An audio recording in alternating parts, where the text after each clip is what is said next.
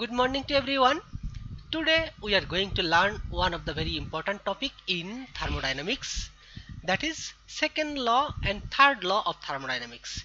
Actually we do not have in our syllabus that third law of thermodynamics, but to learn different terms related to the entropy we must need to learn also the third law, because third law is directly related, and third law second law both of them are directly related to the entropy. So we need to learn both second and third law. So what we will learn today? The second law of thermodynamics, then a statement of the third law, numerical definition of entropy. That means here we will learn just basic statement or what is the thermodynamics, second law or third law. But if we know some definition, যদি কোনো বিক্রমেশের definition আমরা একটা সমীকরণের মাধ্যমে জানতে পারি, যে mathematical অথবা নিউমেরিক্যাল এক্সপ্রেশনের মাধ্যমে, তাহলে কিন্তু সেটা আমাদের জন্য মনে রাখাটা একটু ইজি হয়, যে কারণে আমরা নিউমেরিক্যাল ডেফিনেশন অফ এন্ট্রপিটা শিখব। তারপরে দেখব units of entropy, standard entropy and standard entropy of formation. তো এই যে কয়েকটা টার্ম, এই টার্মগুলো আমাদের এনথালপির সাথে সম্পর্কিত বা এনথালপির মতো। যেমন আমরা পড়েছি যে স্ট্যান্ডার্ড এনথালপি অফ ফরমেশন, এরকম করে আমরা ফার্স্ট সেমিস্টারে পড়েছিলাম যখন থার্মোডাইনামিক্সের চ্যাপ্টারগুলো পড়ছিলাম। তো সেখানে আমরা পড়েছিলাম স্ট্যান্ডার্ড এনথালপি, তারপরে স্ট্যান্ডার্ড এনথালপি অফ ফরমেশন। বিষয়গুলো একই রকম, শুধু আমরা ওই জায়গাটায় এনথালপির জায়গায় এন্ট্রপি বসাবো, তবে ভ্যালু কম বেশি হবে। So first let's start with the second law of thermodynamics.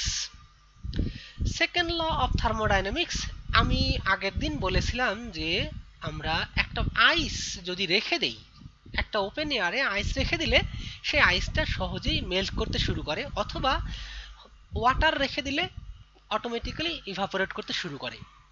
আসলে সেই কারণটা আমি বলেছিলাম কি, ডিসঅর্ডার বেশি হয় যখন লিকুইড থেকে গ্যাস হবে অথবা সলিড থেকে লিকুইড হবে, তখন মলিকুলগুলো একটু বেশি দূরে দূরে ছড়িয়ে পড়ে এবং তাদের মধ্যে যে ইন্টারেকশনটা, সেই ইন্টারেকশনটা কমে যায় এবং তাদের অর্ডারনেস অথবা অর্গানাইজ যে ওরিয়েন্টেশন, যে পারফেক্টলি একটা মলিকুলের পাশে আর একটা মলিকুল কিভাবে থাকবে, মিনিমাম ডিস্টেন্স, এই যে অর্ডার ওরিয়েন্টেশন, এইটা কমে যায়। কিসের জন্য? যদি সলিড হয়, লিকুইড থেকে সলিড হয়, সেক্ষেত্রে এই অর্ডারনেসটা বৃদ্ধি পায়। আর যদি অর্ডারনেসটা আর একটু বেশি কমে যায়, তার মানে ডিসঅর্ডার বেশি হচ্ছে। তাহলে মলিকুলগুলো যেভাবে থাকার কথা বা ওরিয়েন্টেশনটা যেভাবে এক্স্যাক্টলি থাকার কথা, তার থেকে যদি চেঞ্জ হয়ে যায়, তাহলে সেটাকে আমরা বলছি যে এই এনট্রপিটা বৃদ্ধি পায়, মানে due to increase in the disorderness. তাহলে এখন আমরা অন্য আর একটা ভাবে এক্সপ্লেন করব যে আসলে এই আইসটাকে আমরা রেখে দিলে যে কিভাবে বা কেন মেল্ট করে। এখন আইসটা ঠান্ডা জিনিস, তাই না? তার মানে কি, এটার ভিতরে টোটাল ইন্টারনাল এনার্জি বা টোটাল এনার্জি অনেক কম আছে। এখন বাইরের রুম টেম্পারেচার মানে আইসের টেম্পারেচার নর্মালি 0 ডিগ্রি সেলসিয়াসের কাছাকাছি, বা কখনো কখনো মাইনাসও থাকতে পারে। তবে নর্মালি আমরা আইস হিসাবে চিন্তা করি যে 0 ডিগ্রি সেলসিয়াস থেকে 1 ডিগ্রি সেলসিয়াসে বা নিচে চলে গেলে সেখান থেকে আমরা ওটাকে লিকুইড হিসেবে পেতে পারি। তবে তার সেক্ষেত্রে আমি ধরলাম যে রুম টেম্পারেচার আছে 25 বা 30 ডিগ্রি সেলসিয়াস। এখন এই 25-30 ডিগ্রি সেলসিয়াস মানে কি, বাইরের টেম্পারেচার বা বাইরের হিট এনার্জি অনেক বেশি আছে। তাহলে এখন কি হবে, এই যে বাইরের, আমরা জানি যে কোনো একটা অবস্থায় যদি হিট বেশি থাকে, সে বেশি হিট থেকে কম হিটের দিকে এনার্জিটা ফ্লো হবে। এইটাই হলো স্পন্টেনিয়াস সিস্টেম, যে দুনিয়ার যা কিছু আছে না কেন সবসময় কি হবে, যে স্পন্টেনিয়াস হওয়া মানে হলো যে তার ইন্টারনাল এনার্জিটাকে ডিক্রিজ করা। তাহলে এই যে আমরা বলছি যে টোটাল এই যে আইসটা আছে, এর টেম্পারেচার অনেক কম এবং এর ভিতরে ইন্টারনাল এনার্জি অথবা total amount of energy is very less compare to the surroundings. যে সারাউন্ডিংসের যে অবস্থায় আছে, সারাউন্ডিংসের টেম্পারেচার অনেক বেশি এবং টোটাল এনার্জি অনেক বেশি। তাহলে সহজেই কি হবে, বাইরের থেকে হিট এই যে আইসের মধ্যে যাবে, সে কারণে এই আইসের মলিকুলগুলো আস্তে আস্তে ডিসঅর্ডার হতে শুরু করবে এবং তখন এই যে আইসটা মেল্ট করে লিকুইড অবস্থার সৃষ্টি করবে। তাহলে এখন আমরা এই অবস্থায় দেখতে পাচ্ছি কি, যখন এই আইসটা মেল্ট করতে শুরু করছে, আইসটা যখন অর্ডারড ওয়েতে ছিল, আইস মানে সলিড, তাহলে সলিড অবস্থায় যখন আসে তখন তার কি হবে, ওর ওরিয়েন্টেশনটা বা এন্ট্রপিটা অনেক কম।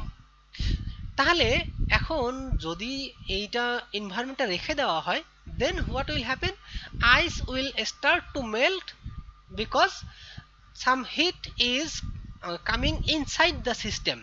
এই আইসের ভিতরে কিছু হিট সারাউন্ডিংস থেকে আসছে, যে কারণে এই মলিকুলগুলোর ডিসঅর্ডারনেসটা অনেক বেড়ে যাচ্ছে এবং সাথে সাথে আমরা বলছি কি যে এনট্রপি বৃদ্ধি পাচ্ছে।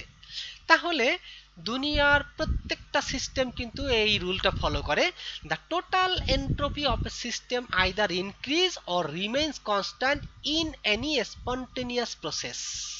মানে যদি কোনো স্বতঃস্ফূর্ত প্রসেস থাকে, যে স্পন্টেনিয়াস প্রসেস, সেই স্পন্টেনিয়াস প্রসেসের সেটা যদি রিভার্সিবল হয় সেক্ষেত্রে it will be constant, the এনট্রপিটা তখন কনস্ট্যান্ট থাকবে।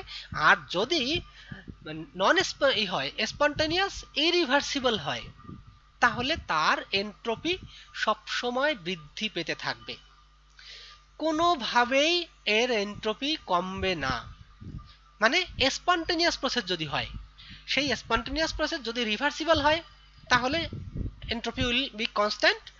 আর যদি ইরিভার্সিবল হয়, মানে এই যে আইসটা মেল্ট করলো, তাহলে এই বাইরের থেকে হিট ভিতরে আসলো এবং তখন এর মলিকুলের ইন্টারনাল এনার্জি এটা বেড়ে গিয়ে তারপরে কি হচ্ছে, এই মলিকুলগুলোর ডিসঅর্ডারনেসটা বেড়ে যাচ্ছে।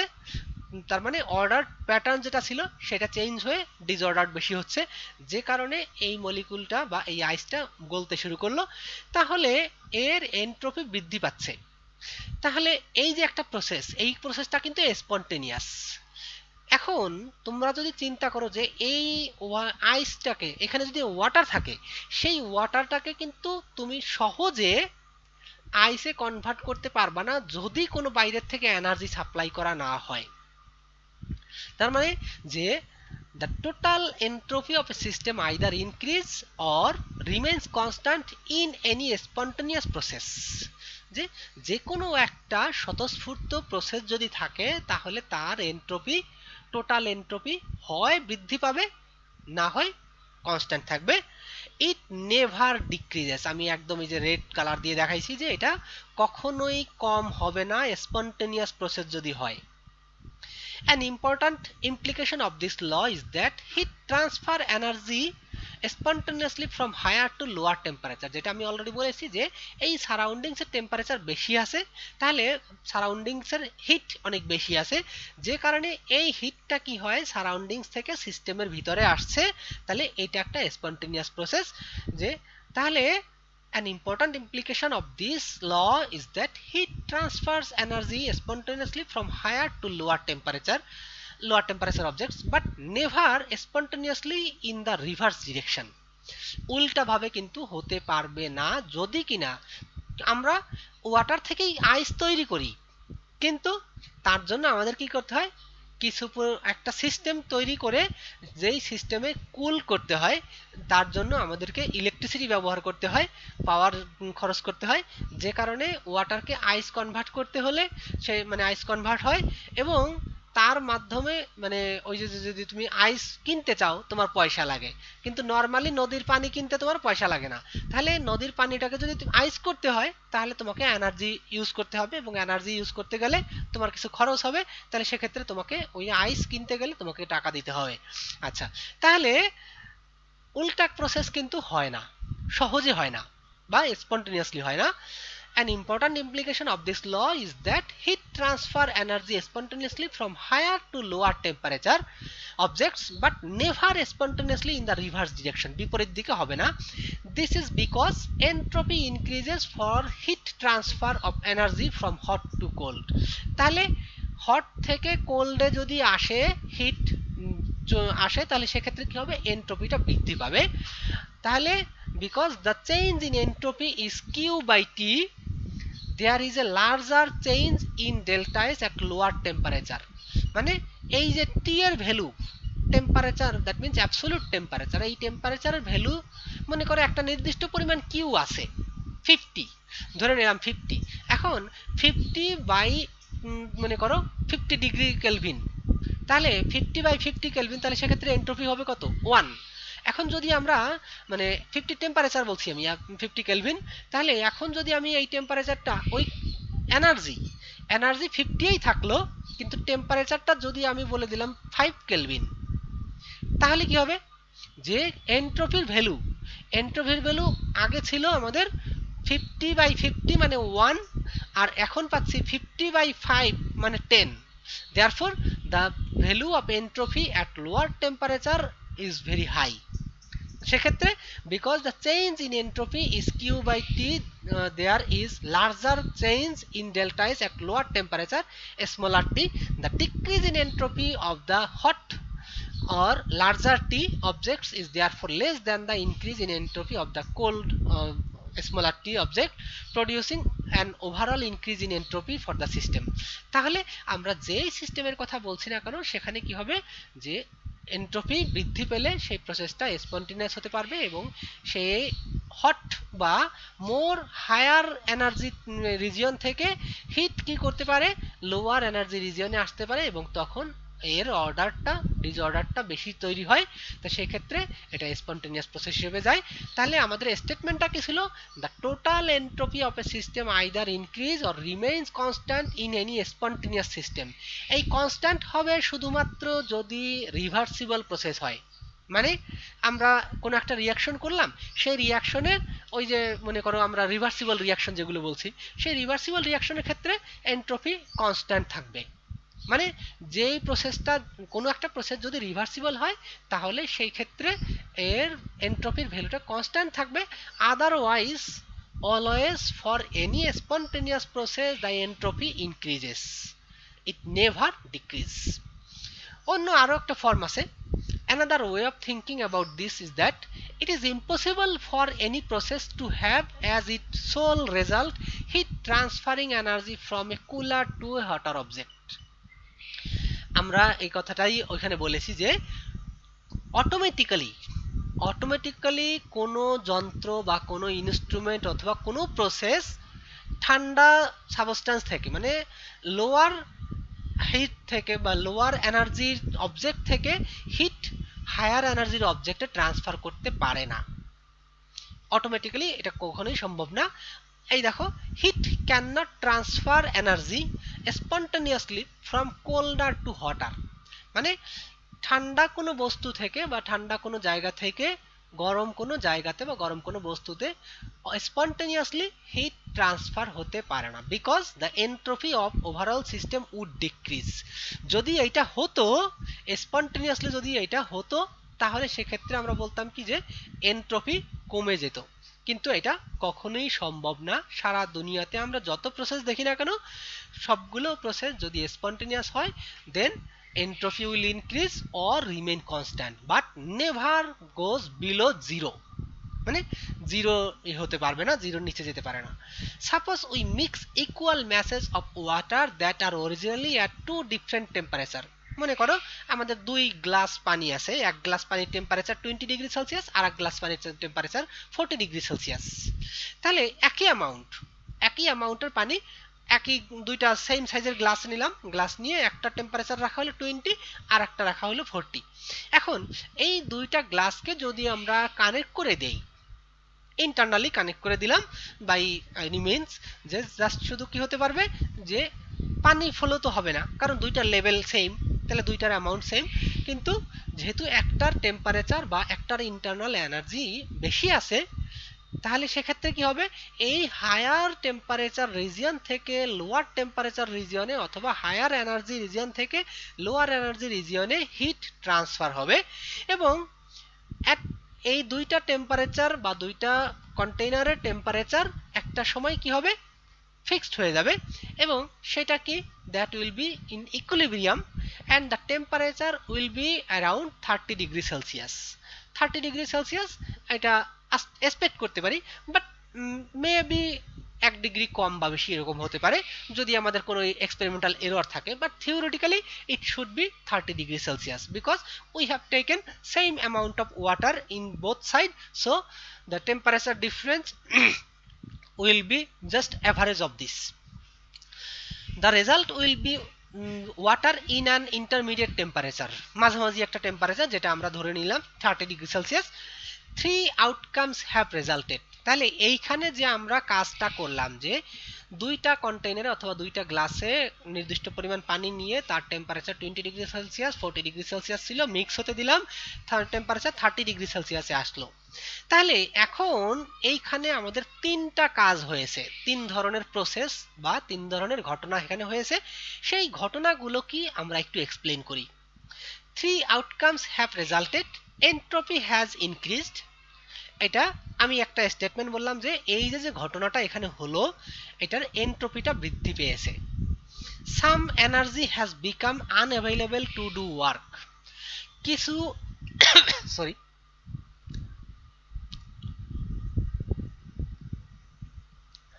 সাম energy has become unavailable to do work.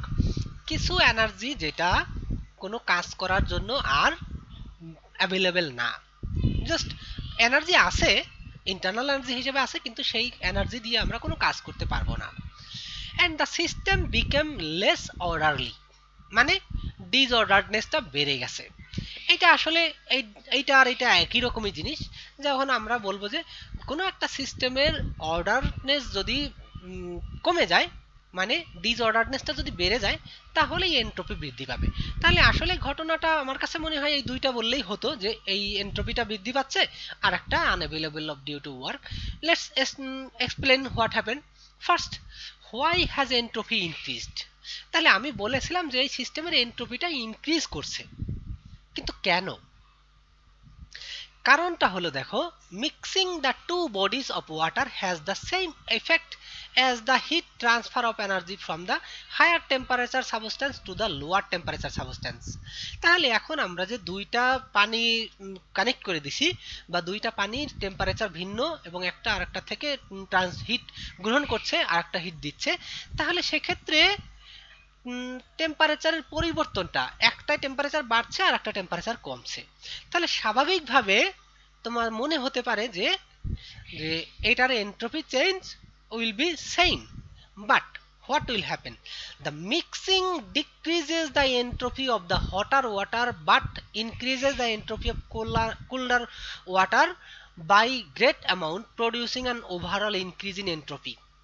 কারণ কি আমরা বলি যে এইখানে আমরা একটা ইকুয়েশন বলেছিলাম যে দেখো, change in entropy Q by T, Q by T, তার মানে যে এর ক্ষেত্রে টেম্পারেচার 20 থেকে 30-এ আসছে, তাহলে এখানে টেম্পারেচার ইনিশিয়ালি ছিল 20, তাহলে সেই টেম্পারেচারে যদি আমরা কিউ বাই টি হিসাব করি, আবার কিউ বাই 40 তার এন্ট্রপি যদি হিসাব করি, তাহলে সেক্ষেত্রে ওইখানের এন্ট্রপিটা কম আর এই লোয়ার টেম্পারেচারের এন্ট্রপিটা বেশি। যে কারণে entropy change at lower temperature, যেটা আমরা বলছি the mixing decreases the entropy of the hotter water but increases the entropy of colder water by great amount. মানে এই যে হট ওয়াটারের যেটায় টেম্পারেচার 40 ডিগ্রি সেলসিয়াস ছিল, সেই ওয়াটারের এন্ট্রপিটা যতটা ডিক্রিজ করবে তার থেকে বেশি পরিমাণে ইনক্রিজ করবে for the lower temperature water. কারণ আমরা ওইখানে ইকুয়েশন দিয়ে দেখাইছি কিউ বাই টি, তাহলে টেম্পারেচার যদি কম হয়, টেম্পারেচারের ভ্যালু অ্যাবসলিউট টেম্পারেচারের ভ্যালু কম হলে সেক্ষেত্রে একই পরিমাণ তাপ গ্রহণ বা বর্জন হওয়ার ফলেও এন্ট্রপির পরিবর্তনটা কম বেশি হচ্ছে depending on the temperature. So আমরা এখানে দেখলাম কি যে কোল্ডার যে পার্টটা তার এন্ট্রপিটা বেশি বৃদ্ধি পাচ্ছে compare to the decrease in the entropy of the মানে হটার। তাহলে সেকেন্ড আর একটা কি অপশন বলেছি, once the two masses of water mixed there is no more temperature difference left to derive energy transfer by heat and therefore to do work. মানে যখন দুইটা কন্টেইনারের পানি, দুইটা গ্লাসের পানির টেম্পারেচার 30 ডিগ্রি সেলসিয়াস হয়ে গেল, তার মানে ইকুইলিব্রিয়ামে পৌঁছে গেল, তখন ওই ইকুইলিব্রিয়াম পৌঁছে যাওয়া মানে কি, ওই টেম্পারেচার বা ওই হিট এনার্জি আর কোথাও ফ্লো হবে না। তাহলে টোটাল এনার্জিটা তখন ইন্টারনাল এনার্জি হিসেবে পাওয়া যাবে। So this energy is not available to do or to perform any work. কোনো কাজ করার জন্য কিন্তু তুমি ওই এনার্জিটা পাবা না, কারণ তোমার সিস্টেম অলরেডি ইকুইলিব্রিয়ামে চলে আসছে এবং টোটাল এনার্জিটা তখন ইন্টারনাল এনার্জি হিসেবে পাওয়া যাবে। The energy is still in the water but it is now unavailable to do work.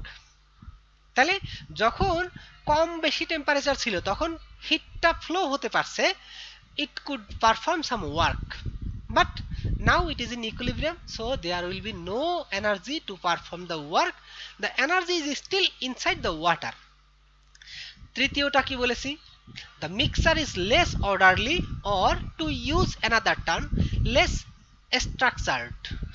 এখন rather than having two masses at different temperatures and with different distribution of molecular speeds, we now have a single mass.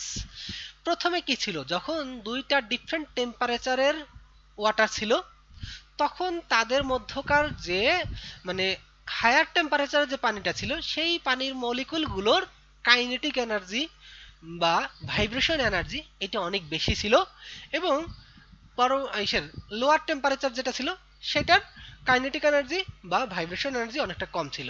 কিন্তু যখন এই পুরোটা দুইটা water মিলে একসাথে হয়ে গেল, then the mixture is less orderly or to use another term less structured. এখন কিন্তু ওই আগের যে স্ট্রাকচারটা ছিল সেই স্ট্রাকচারে এখন আর নেই। Rather than having two masses at different temperature, দুইটা ভিন্ন সাবস্ট্যান্স ভিন্ন টেম্পারেচারে থাকার থেকে and with different distribution of molecular speeds, আমি যেটা বলেছি যে হায়ার টেম্পারেচারে মলিকুলগুলোর কাইনেটিক এনার্জি অনেক বেশি বা মুভমেন্টটা অনেক বেশি, লোয়ার টেম্পারেচারটা একটু কম, কিন্তু যখন দুইটা একসাথে মিক্স করা হলো now we have a single mass with a broad distribution of molecular speeds. মানে কিছু মলিকুলের কাইনেটিক এনার্জি অনেক কম, কিছু মলিকুলের কাইনেটিক এনার্জি অনেক বেশি, তাহলে অ্যাভারেজের ডিস্ট্রিবিউশনটা অনেক বেশি হবে। যে একটা মলিকুলের কাইনেটিক এনার্জি অনেক কম, একটা মলিকুলের কাইনেটিক এনার্জি বেশি, তাহলে সেই ক্ষেত্রে কি হবে, তাদের distribution of kinetic energy or the vibrations এর ডিস্ট্রিবিউশনটা অনেক বেশি, যে কারণে এর অর্ডারনেসটা, তাহলে একই জিনিস যদি অনেক জায়গায় ছড়িয়ে ছিটিয়ে থাকে তাহলে তার অর্ডারনেসটা অনেক কম হবে অথবা ডিসঅর্ডারনেসটা অনেক বেশি হবে। যে কারণে আমরা এখানে বলতে পারছি কি যে এই যে মলিকুলগুলো এর মলিকুলগুলোরও অর্ডারনেসটা অনেক কম হবে compare to the two separate container when they have two different temperatures. এখন থার্ড লটা আমরা একটু দেখি যে থার্ড লটা কি জিনিস। যে statement of third law, the entropy of a substance varies directly with temperature. আসলে এই জিনিসটাই কিন্তু আমি অলরেডি এখানে বলে ফেলেছি, এই যে Q by T, the entropy of a system, the entropy of a substance varies directly with temperature. যে দুনিয়ার যত বস্তু আছে প্রত্যেকটা বস্তুর এন্ট্রপির ভ্যালু তার টেম্পারেচারের সাথে সম্পর্কিত। যদি টেম্পারেচার বেশি হয় তাহলে এন্ট্রপি, তাহলে আমি দেখি ডিরেক্টলি উইথ টেম্পারেচার, তার মানে যার টেম্পারেচার যত বেশি তার এন্ট্রপি তত বেশি হবে। সো এন্ট্রপি ওখানে বলছি টোটাল এনার্জি, তাই না? তাহলে the entropy of a substance varies directly with temperature, the lower the temperature the lower the entropy. মানে আমরা এন্ট্রপির ডেফিনেশনটা কি বলেছিলাম, এন্ট্রপির ডেফিনেশন হলো the measurement of the disorderness of molecules in a substance. কোনো একটা মলিকুলের কোনো একটা সাবস্ট্যান্সের মধ্যে তার মলিকুলগুলোর কতটা ডিসঅর্ডারনেস আছে, যদি ডিসঅর্ডারনেস বেশি হয় সেক্ষেত্রে তার এন্ট্রপিটা বেশি হবে। তাহলে এখন আমরা যে কোনো একটা, এই যে একটু আগে যখন পানির কথা বললাম যে আইস থেকে লিকুইড হচ্ছে, লিকুইড থেকে গ্যাস হচ্ছে বা ভ্যাপার হচ্ছে, তো তার মানে কি যে এই যে লিকুইড সলিড আইসের মলিকুলগুলো খুব কম্প্যাক্ট একদম কাছাকাছি থাকছে, তাহলে তার এগুলো মানে টেম্পারেচারটা কম, কারণ মলিকুলগুলো খুব কাছাকাছি আছে এবং তার মধ্যে অর্ডারনেসটা অনেকটাই বেশি, যে সেক্ষেত্রে একটা অল্প জায়গার মধ্যে কম্প্যাক্ট জায়গায় মলিকুলগুলো আছে, যে কারণে তার ডিসঅর্ডারনেসটা অনেক কম এবং অর্ডারনেসটা বা অর্গানাইজড প্যাটার্নটা অনেক ভালো, যে কারণে তার এন্ট্রপিটা অনেক কম। তাহলে এখন এই ওয়াটারের বা আইসের টেম্পারেচার যদি বাড়ানো হয়, সেক্ষেত্রে কি হবে, এর মলিকুলগুলো আস্তে আস্তে কি হবে, দূরে দূরে সরে যাবে। তার মানে ডিসঅর্ডারনেসটা আগে যেভাবে একদম হাইড্রোজেন বন্ড সুন্দর ছিল, সেই হাইড্রোজেন বন্ডগুলো এলোমেলো হয়ে যাবে, যে কারণে মলিকুলগুলো এক জায়গা থেকে আরেক জায়গায় খুব সহজেই ছোটাছুটি করতে পারবে। So the disorderness increases, therefore the entropy also increases. এখন আমরা একটা জিনিস বলি, তাহলে যদি আমরা কোনো একটা সাবস্ট্যান্সের টেম্পারেচার অ্যাবসোলুট 0 কেলভিন বলতে পারি, মানে দুনিয়ার তোমরা যে আইডিয়াল গ্যাস সমীকরণ পড়ছো, সেখানে আইডিয়াল গ্যাস সমীকরণে বলছো কি যে কোনো একটা বস্তু আইডিয়াল গ্যাস টেম্পারেচারে পৌঁছালে সেটা আর কি গ্যাস হিসেবে থাকে না, তাহলে সেটা জাস্ট সলিড হয়ে যায়। কারণ ইমাজিনারি যে টেম্পারেচার আমরা 0 কেলভিন বলি, সেই 0 কেলভিনে সকল বস্তু কোনো মানে একদম হয়ে যায়, সলিড হিসেবে থাকে। তাহলে সেক্ষেত্রে আর গ্যাস হিসেবে আর পাওয়া যায় না। এখন তাহলে আমরা এখানে কি বলবো, যে অ্যাবসোলুট 0 টেম্পারেচারে প্রত্যেকটা বস্তুর মানে কাইনেটিক এনার্জি, ভাইব্রেশনাল এনার্জি সবগুলো একদম মিনিমাম পর্যায়ে থাকে, এক্স্যাক্টলি ক্লোজ টু 0। তাহলে সেই ক্ষেত্রে আমরা বলবো যে অ্যাবসোলুট 0 টেম্পারেচারে ভ্যালু অফ এনট্রপি, এখন বলো absolute 0 temperature value of entropy কত হবে? কারো কোনো আইডিয়া?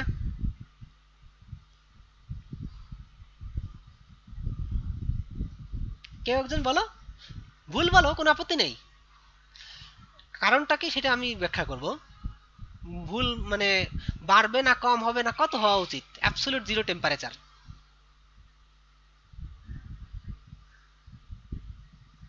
কথা বুঝতে পারছো না? আমি বলেছি টেম্পারেচার বৃদ্ধির সাথে সাথে, এই যে দেখো থার্ড ল যেটা বলা হয়েছে, the entropy of A substance varies directly with temperature. তার মানে the lower the temperature the lower the entropy. তাহলে অ্যাবসোলুট জিরোতে এন্ট্রপির ভ্যালু 0 হবে। কারণ কি? কারণ হলো যে অ্যাবসোলুট জিরোতে মলিকুলগুলো একদম 100% অর্গানাইজড, কোনো ডিসঅর্ডারনেস থাকার কোনো সুযোগ নেই, কোনো ধরনের কাইনেটিক এনার্জি থাকবে না, কোনো ভাইব্রেশনাল এনার্জি থাকবে না। তাহলে সেক্ষেত্রে মলিকুলগুলো যেমন আছে ওটা আজীবন থাকবে। তাহলে সেটা আর কোনো এর মধ্যে মলিকুলগুলোর কোনো কাইনেটিক এনার্জি নেই বা মুভমেন্ট নাই, তাহলে সেক্ষেত্রে কি হবে, তাদের কোনো ডিসঅর্ডারনেস থাকবে না। তাহলে সেক্ষেত্রে at absolute 0 kelvin or absolute 0 temperature the value of entropy is also 0. For example, water above 100 degrees Celsius at 1 atmosphere exists as a gas and has higher entropy. The water molecules are free to roam, roam মানে বুঝো তো ঘোরাফেরা করা, about in the entire container. যে 100 degree সেলসিয়াসের যখন আমরা moisture বা water vapour নেই, তখন তাদের সেটা কি হয়, অনেক দূরে দূরে ছড়িয়ে থাকে এবং সেক্ষেত্রে তাদের এন্ট্রপিটা অনেক বেশি থাকে, ডিসঅর্ডার টেস্টটা অনেক বেশি থাকে। আবার যখন লিকুইড অবস্থায় হয়, একটু টেম্পারেচার কমালাম, সেক্ষেত্রে still the molecules are little bit far away so that it can move from one place to another and the randomness is little bit decreased compared to vapor but not still close to 0. When the system is cooled, the water vapor condenses form a liquid. Now the water molecules are confined below the liquid level but still can move about somewhat freely. Thus the entropy of the system has decreased. যে যখন তোমার কোনো একটা সাবস্ট্যান্সের যদি ডিসঅর্ডারনেসটা বেড়ে যায়, তখন entropy বাড়ে। তাহলে আমাদের এখানে কি হচ্ছে, যে ডিসঅর্ডারনেসটা কমে যাচ্ছে, সেক্ষেত্রে ডেফিনেটলি এন্ট্রপির ভ্যালুটাও কমে যাবে। Thus the entropy of the system has decreased. On further cooling, water molecule joint together to form ice crystal. যদি তুমি আরও ঠান্ডা করো, সেক্ষেত্রে কি হবে, ওই মলিকুলগুলোর ডিসঅর্ডারনেসটা অনেকটা কমে গিয়ে অর্ডার প্যাটার্ন ফর্ম করবে, তখন একটা আইসের অবস্থা সৃষ্টি করবে। The water molecules in the crystal are highly ordered and entropy of the system is very low. If we cool the solid crystal still further, মানে ওই সলিড ক্রিস্টালগুলোকে বা ওয়াটার আইসকে যদি আমরা আরও ঠান্ডা করি, the vibration of molecules held in the crystal lattice gets slower and they have very little freedom of movement, very little disorder। যে কথাটা আমি অলরেডি বলেছি, যদি অ্যাবসলিউট জিরো টেম্পারেচারের কথা চিন্তা করি, আমরা কোনো একটা মলিকুল যদি আমরা আইসটাকে আরো ঠান্ডা করলাম, তখন কি হবে, সেই মলিকুলগুলোর মধ্যে কাইনেটিক এনার্জি থাকবে না, ভাইব্রেশন এনার্জি একদম ক্লোজ টু জিরো, যে কারণে এই মলিকুলগুলোর কোনো মুভমেন্টও থাকবে না এবং তাদের ডিসঅর্ডারনেসটা একদম জিরোর কাছাকাছি। দ্যাট মিন্স কমপ্লিটলি অর্ডার্ড, মানে সুন্দর অর্গানাইজ, যে একটা হাইড্রোজেনের পাশে অক্সিজেন, তার পাশে হাইড্রোজেন, তার পাশে হাইড্রোজেন, এরকম করে সুন্দর যেভাবে পারফেক্টলি স্পেস, যতটা কম স্পেসে অর্গানাইজ করা সম্ভব ঠিক ততটা অর্গানাইজেশন ওয়েতে থাকবে। Finally, at absolute zero, all molecular vibration cease and water molecules are in perfect order। তাহলে at absolute zero, যে কথাটা আমি বলেছি যে at absolute zero all molecular vibration cease and water molecules are in perfect order, now the entropy of the system will be zero। This leads us to the statement of third law of thermodynamics। তাহলে at absolute zero the entropy of a pure crystal is also zero। তাহলে আমরা যেটা শিখলাম যে absolute zero টেম্পারেচারে এন্ট্রপির ভ্যালুটাও zero হবে, S equal 0 at T equal 0 kelvin. ওই একই জিনিস আমি ছবিতে দেখাইছি, হাই টেম্পারেচারে কি হবে, লো টেম্পারেচারে কি হবে এবং এট 0 কেলভিনে কি হবে।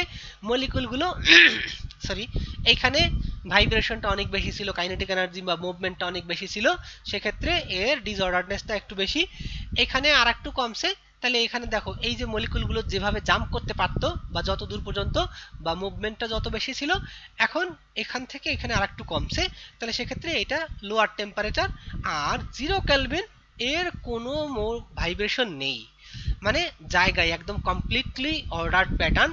So the organization of these molecules in the substance is perfect and there is no vibration or no other motion, so the orderedness of this molecule is very high, therefore the entropy of this substance is close to zero or at 0 Kelvin it is considered as zero। এখন numerical definition of entropy. এন্ট্রপিটা আমরা আসলে একটু হিসেবে equation হিসেবে যদি দেখি, in 1850 Clausius introduced entropy of a system not undergoing chemical or physical change। যদি কোনো সিস্টেম কেমিক্যাল বা ফিজিক্যাল কোনো পরিবর্তন না হয়, তাহলে the entropy of a system is a constant quantity when there is no communication of heat। মানে যদি কোনো একটা সিস্টেমের কোনো তাপের আদান প্রদান না হয়, তাহলে তার এন্ট্রপিটা কি হবে, কনস্ট্যান্ট থাকবে। তাহলে যদি কোনো সিস্টেম, আমরা একটু আগে যেটা শিখে আসলাম, যদি কোনো স্পন্টানিয়াস সিস্টেম হয়, তাহলে তার এন্ট্রপি কি হবে, হয় বৃদ্ধি পাবে, না হয় কনস্ট্যান্ট থাকবে, but it will never go below zero or it will not decrease.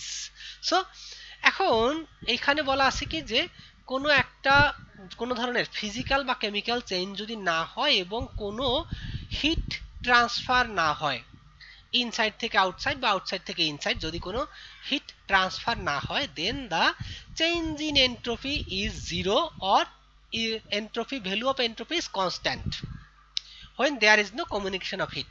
when heat q flows into a system, যদি কোনো একটা সিস্টেমের ভিতরে কিউ পরিমাণ এনার্জি সাপ্লাই করা হয়, তাহলে the entropy increases by q by t। মানে প্রথম স্টেটমেন্টটা ছিল কি, যে যদি কোনো সিস্টেমের কোনো ফিজিক্যাল বা কেমিক্যাল চেঞ্জ না হয়, তাহলে সেক্ষেত্রে বা ইভেন কেমিক্যাল চেঞ্জ বা ফিজিক্যাল চেঞ্জের সাথে সাথে কোনো হিটের আদান প্রদান না হয়, তাহলে the entropy is zero or change in entropy is zero. কিন্তু যদি কিউ পরিমাণ heat inside the system, when heat Q flows into the system, the entropy increases by Q by T. Heat flowing out of the system produces a corresponding decrease. তাহলে এইখানে যদি সিস্টেমের ভিতরে তাপ দেওয়া হয় তাহলে কিউ বাই টি পরিমাণ এন্ট্রপি বৃদ্ধি পাবে, আর যদি সিস্টেম থেকে বাইরে কিউ পরিমাণ হিট যায় তাহলে সেক্ষেত্রে সেটা এখানে আমরা একটা ডিক্রিজেস মানে জাস্ট মাইনাস একটা সাইন দিয়ে দেব, minus Q by T. Heat flowing out of the system produces a corresponding decrease. Thus, entropy could be precisely defined for a reversible change taking place at a fixed temperature. একটা নির্দিষ্ট টেম্পারেচারে যদি কোনো একটা reversible বা আমরা স্বতঃস্ফূর্ত যে প্রসেসটা বা রিভার্সিবল এর কথা বলি, যে fixed temperature, the change in entropy is equal to heat energy absorbed or evolved divided by the temperature, that is delta S equal Q by T. তাহলে এখন তোমাদের এই ডেফিনেশনটা যদি মানে মনে থাকে, then you can easily define the entropy, that means the change in energy at certain temperature, মানে with temperature, যে একটা রিভার্সিবল চেঞ্জের জন্য taking place at a fixed temperature, the change in entropy is equal to heat energy absorbed or evolved divided by the temperature, that is delta S equal Q by T. তাহলে এখন এখানে দেখো, যদি Q মানে hit যদি absorb হয়, মানে ভিতরে যদি আসে কোনো সিস্টেমের ভিতরে যদি হিট অ্যাবজর্ব হয় তাহলে সেক্ষেত্রে কি হবে, the delta S is positive because তখন ইন্টারনাল এনার্জি বৃদ্ধি পাবে। তাহলে ইন্টারনাল এনার্জি বৃদ্ধি পেলে সেটা পজিটিভ হবে, তাহলে কিউ বাই টি এর ভ্যালুটা তখন একটা পজিটিভ ভ্যালু হবে, that means the change in delta S will be positive. আর যদি সিস্টেম থেকে সারাউন্ডিংস এর মধ্যে হিট ফ্লো হয়, then the value of delta S will be negative. If heat is absorbed then delta S is positive and there will be increase in entropy. If heat is evolved, delta S is negative and there is a decrease in entropy. তাহলে আমরা দেখলাম যে যদি কোনো সিস্টেমে hit ভিতরে আসে তাহলে ডেল্টা এসটা পজিটিভ হবে, that means the entropy will increase. আর যদি এন্ট্রপিটা হিট সিস্টেম থেকে সারাউন্ডিংসে যায় তাহলে ডেল্টা এসটা নেগেটিভ হবে।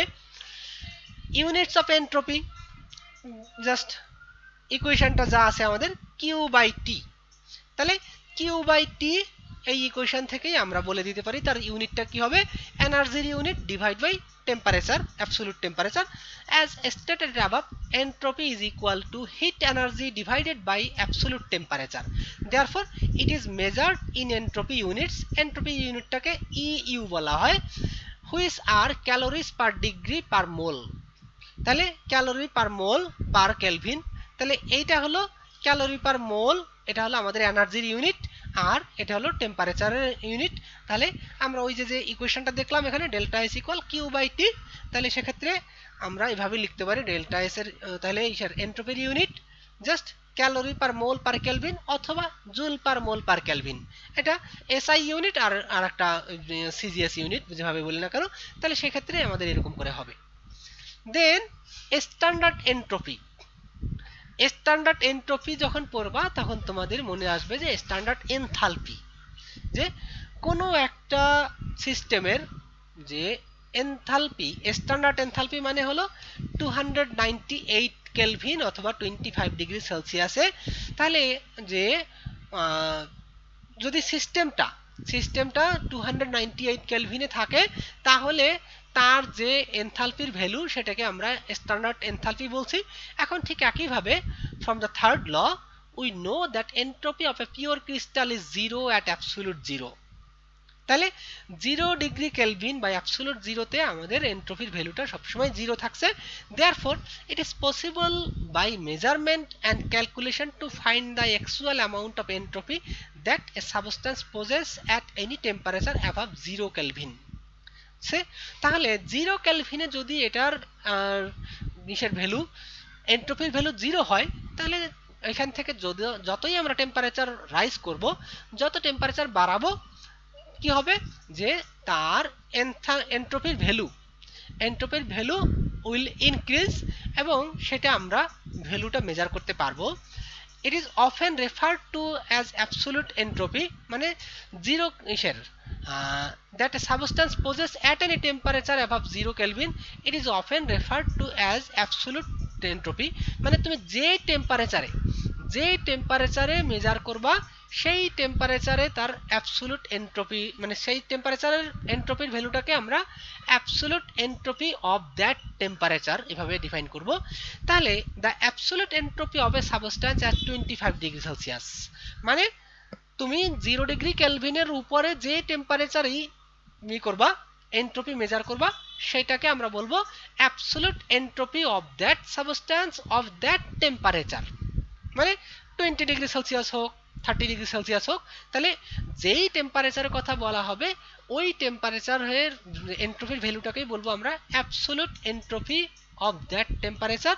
তাহলে ওই টেম্পারেচারের ভ্যালুটা যদি আমাদের 298 কেলভিন অথবা 25 ডিগ্রি সেলসিয়াস হয়, দেন we will consider the value of entropy as a standard entropy. So the absolute entropy of elements is 0 only at 0 Kelvin in the perfect crystal, and standard entropies for of all substances at any temperature above 0 Kelvin always have positive value. তাহলে আমরা 0 কেলভিনের নিচে আর যেতে পারি না, সেক্ষেত্রে এটার মানে entropy negative হওয়ার কোনো সুযোগ নেই। তাই সেক্ষেত্রে 0 কেলভিনে এন্ট্রপির ভ্যালু 0, তাহলে 0 থেকে আমরা যতই উপরে যেতে থাকবো এন্ট্রপিটা definitely you will get a positive value. The standard entropy of the number of elements and compounds are given in table. এই যে একটা টেবিল আছে দেখো, এই টেবিলের মধ্যে মোটামুটি যত ধরনের কম্পাউন্ড বা এলিমেন্ট আমাদের ক্যালকুলেশনের জন্য দরকার সেরকম একটা টেবিল দেওয়া আছে। কোনটার দুইটা ভিন্ন ইউনিটে দেওয়া আছে, ক্যালোরি পার মোল পার কেলভিন অথবা জুল পার মোল পার কেলভিন। তো এই যে সাবস্ট্যান্সের নাম দেওয়া আছে বা সিম্বল দেওয়া আছে আর সাথে তার এন্ট্রপির ভ্যালু এট 25 ডিগ্রি সেলসিয়াস। তাহলে অন্য কোনো টেম্পারেচারে কিন্তু এই ভ্যালু কাজ করবে না, শুধুমাত্র স্ট্যান্ডার্ড এন্ট্রপি হবে। তাহলে অন্য কোনো টেম্পারেচারে যদি বের করতে হয় সেটা আমাদেরকে ইকুয়েশন দিয়ে বা টেম্পারেচারের সাথে সম্পর্কটা কিভাবে আছে সেটা ইউজ করে করতে হবে। তাহলে এখন আমরা যদি কোনো একটা রিঅ্যাকশনের কথা চিন্তা করি, তাহলে সেই রিঅ্যাকশনের এন্ট্রপি চেঞ্জটা কিভাবে বের করব? Once we know the entropies of a variety of substances, we can calculate the standard entropy change.